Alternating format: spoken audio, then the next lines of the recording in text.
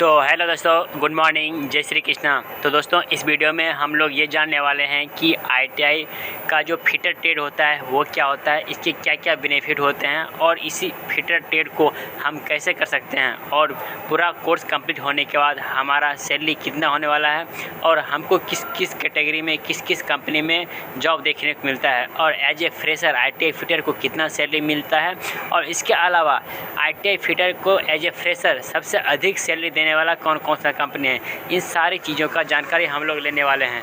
तो चलिए चलते हैं। दोस्तों, फिटर शब्द को हिंदी में मिस्त्री भी कहा जाता है। मतलब फिटर उस व्यक्ति को कहते हैं जो मेटल के हिस्से को मशीन या किसी अलग जगह पर फिट करने में सक्षम होता है और मशीन चलने योग्य बन जाता है, तो वैसे लोगों को फिटर कहते हैं।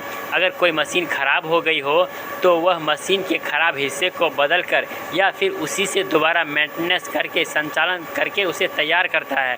तो इस तरह से फिटर का काम होता है। आईटीआई के इस फिटर ट्रेड के अंदर आप पाइप फिटिंग, खराद ड्रिलिंग, वेल्डिंग तथा मपाई जैसे कार्य को लेकर करते हैं। इसके अलावा पेपर पर डिजाइन को देखकर धातु के हिस्से को मशीन में फिट करना तथा मशीन के खराब हिस्से की मरम्मत करना सीखते हैं। आईटीआई फिटर कोर्स के माध्यम से सामान्य fitter, welder fitter, mechanical fitter, pipe fabricator जैसी जॉब्स प्राप्त की जा सकती है। तो दोस्तों, फिटर का कोई परफेक्ट फुल फॉर्म नहीं होता है, लेकिन फिर भी आप लोगों को एक जानकारी के तहत बताता हूँ। फिटर का फुल फॉर्म आप इस तरह से मान सकते हो: F for foundation, I for industrial, T for training and T for technology and resource, जिसे हिंदी में foundation of industrial training and technology research करके हम इसे कह सकते हैं। तो दोस्तों, चलिए अब हम ये जानते हैं कि आईटीआई फिटर ट्रेड करने के लिए आपके लिए कौन कौन से क्राइटेरिया होते हैं। तो दोस्तों, आईटीआई फिटर कोर्स करने के लिए बहुत ही कम योग्यता की आवश्यकता होती है। इस कोर्स को 10वीं कक्षा की पढ़ाई के बाद किया जा सकता है। इस कोर्स में प्रवेश के लिए कुछ नियम और शर्तें होती है, जैसे कि दोस्तों, विद्यार्थी किसी भी मान्यता प्राप्त बोर्ड से 10वीं कक्षा का पास होना अति आवश्यक है। 10वीं कक्षा में विद्यार्थी के पास विज्ञापन में गणित विषय का होना बहुत ही आवश्यक है। इसके अलावा साइंस दोनों का विषय का होना बहुत ही आवश्यक है। इसके अलावा दोस्तों, जो भी स्टूडेंट इसमें आईटीआई फिटर ट्रेड लेगा उसका एज कम से कम दोस्तों 14 वर्ष और मैक्सिमम 50 वर्ष रखा गया है। पिछड़ी जाति से आने वाले स्टूडेंट के लिए अधिकतम आयु 3 वर्ष की छूट मिल जाती है। चलिए अब हम ये जानते हैं कि आईटीआई फिटर ट्रेड में हमें क्या क्या चीज़ सीखने को मिलता है। तो दोस्तों, हमें ड्रिलिंग, वेल्डिंग, पाइप कटिंग, खराद, निरीक्षण और नपाई जैसे कार्य सीखने को मिलता है। आईटीआई फिटर डिप्लोमा के माध्यम से इंडस्ट्री में अर्धकुशल फिटर के रूप में कार्य करने में सक्षम बन सकता है। इंडस्ट्री में चलती हुई मशीनों की छोटी छोटी मरम्मत करना तथा मशीन के खराब हिस्सों को बदलना और नट बोल्ट की जांच करना, ये सब सारी चीज़ें आपको आईटीआई फिटर ट्रेड के अंदर सिखाया जाता है। चलिए अब हम ये बात करते हैं कि आईटीआई फिटर ट्रेड करने के बाद आप क्या क्या कर सकते हैं। दोस्तों, आईटीआई फिटर ट्रेड करने के बाद आप अपनी पढ़ाई को जारी रख सकते हैं।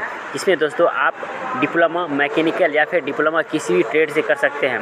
इसके अलावा दोस्त, आप किसी भी प्राइवेट इंस्टीट्यूट में या फिर दोस्तों किसी भी प्राइवेट कंपनी में आप जॉब कर सकते हैं। इसके अलावा दोस्त, किसी भी टेक्निकल क्षेत्र में गवर्नमेंट के निकलने वाले वैकेंसी का आप फॉर्म भर सकते हैं, जहां पे आपको फिटर के रूप में जॉब देखने को मिल सकता है।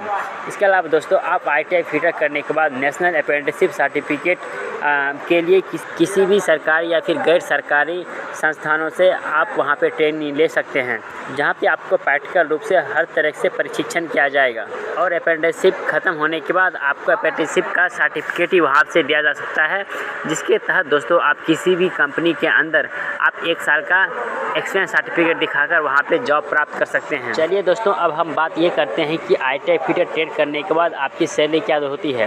तो दोस्तों, एज ए फ्रेशर अगर आप आईटीआई पास करते हैं फिटर ट्रेड से, तो दोस्तों आपको किसी भी प्राइवेट संस्थानों में या फिर किसी भी ऑर्गेनाइजेशन के अंदर कम से कम दोस्तों आपकी सैलरी मिनिमम 10.5 से लेकर दोस्तों आपको 15 के बीच हो सकती है। उसके बाद दोस्तों आपका जैसे जैसे एक्सपीरियंस बढ़ता है वैसे वैसे दोस्तों आपको सैलरी में इंक्रीज देखने को मिलता है। सालाना दोस्तों कम से कम 10 से 12% की सैलरी आपको किसी भी संस्थान में आपको देखने को मिलेगा, किसी भी प्राइवेट संस्था के अंदर।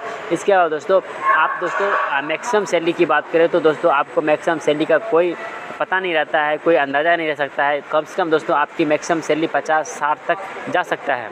इसके अलावा गवर्नमेंट जॉब में आप आराम से ट्राई कर सकते हो। और यदि आपको लेटेस्ट में एज ए फिटर के तौर पर आपको जॉब वगैरह चाहिए तो हमारे ब्लॉग को फॉलो कीजिए। हम आपके लिए रेगुलर बेस पे जॉब वैकेंसी अपने ब्लॉग पे डालते रहते हैं। इसी तरह से अगर आपको वीडियो अच्छा लगे और नेक्स्ट जॉब वैकेंसी के लिए हमारे ब्लॉग को देखने के लिए चैनल को सब्सक्राइब कर लिए, ताकि आपको डेली आपको जॉब अपडेट हमारे चैनल पे मिलता रहे। बाद में हमारा व्हाट्सएप ग्रुप है, आप वहाँ पे भी ज्वाइन कर सकते हो, लेकिन उसका चार्ज है।